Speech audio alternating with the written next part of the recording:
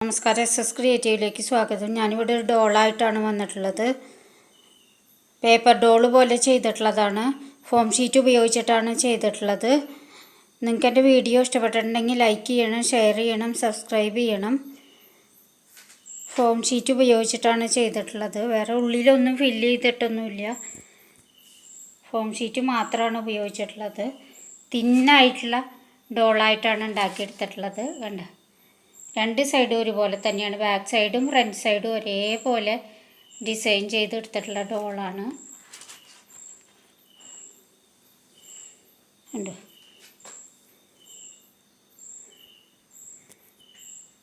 Glitter sheet ഉപയോഗിച്ചിട്ടാണ് ചെയ്തിട്ടുള്ളത്.